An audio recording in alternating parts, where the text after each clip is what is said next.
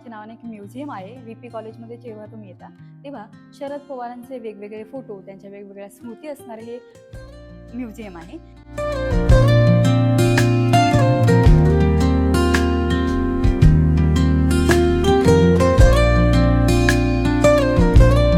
शरद पवार हे अजातशत्रू राजकारणी आहेत, हे सगळ्यांनाच माहिती आहे आणि त्यांची पक्षापलीकडे जात लोकांशी मैत्री असते आणि त्याचंच उदाहरण म्हणजे या म्युझियममध्ये शरद पवार, त्यांचे जवळचे मित्र बाळासाहेब ठाकरे, संजय राऊत यांचा हा फोटो आहे. बाळासाहेब ठाकरे आणि शरद पवार यांची मैत्री सर्वश्रुत आहे. जरी त्यांनी स्टेजवरून, जाहीर सभांमधून एकमेकांवर टीका केली असेल, तरी प्रत्यक्षात मात्र त्या दोघांचे अगदी मैत्रीपूर्ण संबंध होते. एकमेकांच्या घरी जाणे नव्हतं आणि त्याचंच उदाहरण देणारा हा फोटो आहे.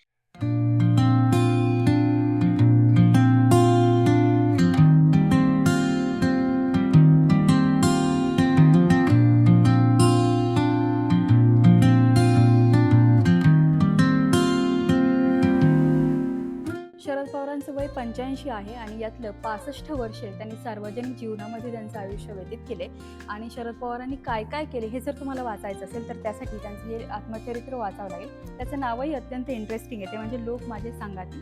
आणि या पुस्तकाच्या सुरुवातीला शरद पवारांनी जे काही लिहिले ते त्यांच्या आयुष्याचा सार वाटतं. भूतकाळात मी फारसा रमणारा नाही. एका अर्थी आयुष्यानं मला तशी संधीही दिली नाही. पहिलं पाऊल सार्वजनिक जीवनात टाकलं आणि तेच माझ्या आयुष्याचा अविभाज्य भाग बनलं. मात्र सुरुवातीच्या काळात या प्रवाहाचं पुढे जाऊन कधीही डबकं झालं नाही. अनेक घडामोडींमुळे, संघर्षामुळे आणि आव्हानांमुळे ते कायम वाहतं राहिलं.